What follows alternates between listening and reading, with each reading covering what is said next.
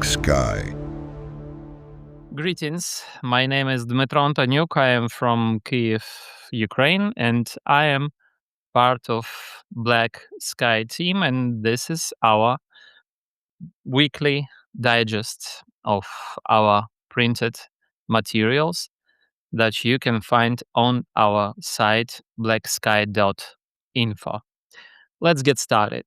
Uh, the first one is done by Olga Semashko. It's called The Azov Factor: How Shipping Restrictions Will Affect Russian Wheat Exports. This article examines the impact of Russia's decision to restrict shipping through the Azov-Don Canal following Ukrainian drone attacks on vessels in the Sea of Azov. As around a quarter of Russia's wheat exports really rely on this corridor. The restrictions have raised concerns about global grain supplies, even as Russian authorities insist that the export commitments will be met through alternative logistic routes. Um, Olha explains that Russia is the world's largest wheat exporter, supplying many countries, including Egypt and Turkey.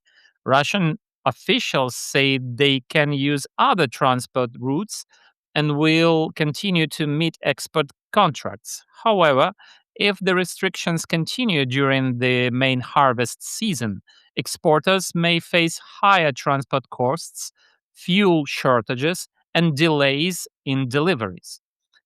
This article concludes that the impact on global food supplies is likely to be limited. Although wheat prices have increased, experts do not expect a global shortage because harvests are strong and many countries have other sources of wheat.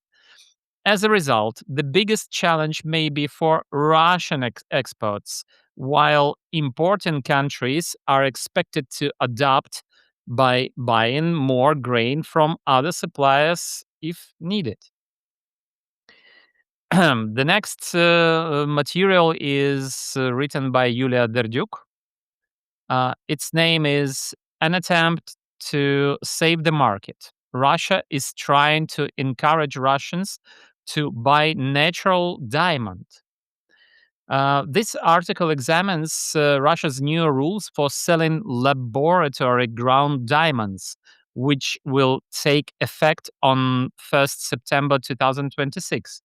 Under the new law, sellers will no longer be allowed to call lab grown stones diamonds. Instead, they must use the term cut laboratory grown diamonds. Uh, uh, Yulia argues that the measure is meant to support the market for natural diamonds, which has been hit hard by international sanctions and growing competition from cheaper lab grown stones. This article explains that Russia was once the world's largest diamond producer, but the state-owned company Alrosa has seen its profits fall sharply after export restrictions were introduced. In response, the Russian government has started buying diamonds for state reserves and has encouraged people to invest in natural diamonds. However, prices remain under pressure while many consumers around the world are choosing more affordable lab grown alternatives. Yulia concludes her piece that changing the names of lab-grown diamonds is unlikely to solve the industry's deeper problems. With global demand shifting, prices falling, and some Russian mines already reducing or stopping production, the new rules appear to be an effort to protect the domestic market rather than a long term solution for Russia's diamond industry. The next article is by Vasily Lnitsky, our a member of our team from Zakarpattia and from or Transcarpathia, and it is called the Transcarpathian context of Polish-Ukrainian relations, from shared historical values to a shared understanding and joint efforts to address contemporary global security challenges and threats. This opinion article explores the role of Transcarpathia in the history of Polish Ukrainian relations and argues that the region offers an example of respectful cooperation despite a difficult shared past. Vasil highlights local efforts to preserve World War One military cemeteries of both Ukrainian and Polish soldiers, showing how shared historical heritage can strengthen good neighborly relations instead of creating division. This article also discusses the challenges of historical memory, noting that while Ukraine and Poland have different views on some historical events, these disagreements should not define their relationship today. Through comments by political scientist Ihor Todorov, Vasil introduces the idea of security reconciliation, which means putting common security interests ahead of historical disputes. Vasil concludes that Russia's aggression has made cooperation between Ukraine and Poland more important than ever. A strong partnership based on common security goals and mutual respect is presented as a key factor in strengthening stability across Central and Eastern Europe. And my cat, by the way, is also sharing the opinion of Vasily Nitsky on this matter, as you probably heard while I was um, digesting this article. The next one is by Svetlana Mialik, Arms Exports, a new phase in Ukraine's defense strategy. This material examines Ukraine's decision to begin exporting domestically produced weapons through the new drone deals program. Uh, Svetlana describes the move as an important step that reflects Ukraine's growing role as both a weapon producer and a future exporter, with several new defense agreements signed during the NATO summit in Ankara. This article traces the development of Ukraine's defense industry from exporting Soviet era equipment to creating modern military technologies.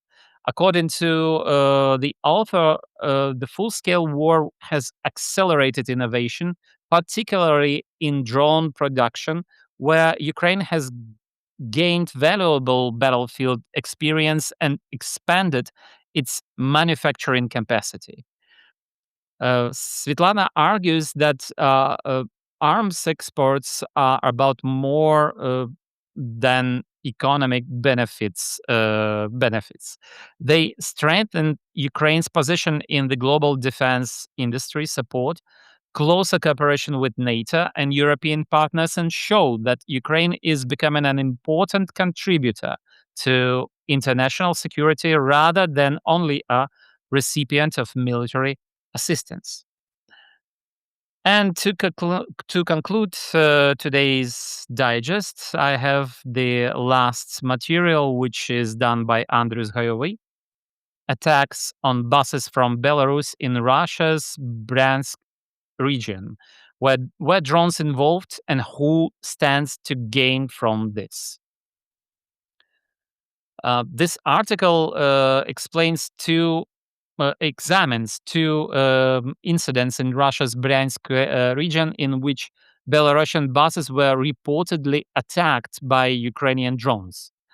Andrews questions the official Russian version, arguing that the visible damage does not match the effects of a typical drone strike and may instead point to a staged incident or another type of explosion. Andres also presents the opinions of military and political experts exploring several possible explanations for the attacks and the political interests behind them. He suggests that Moscow may be using the incidents to influence Belarus' position and limit direct contacts between Minsk and Kiev, while also supporting its broader information campaign against Ukraine. This article argues that the available evidence raises serious doubts about the official claims. By comparing the damaged buses with vehicles that were actually hit by drones, Andrus suggests that the Bryansk incidents are more likely to serve political and propaganda purposes than to reflect genuine Ukrainian attacks. So this was it for today's for this week's digest of our materials. Please feel free to look at our site whenever you feel the need of it.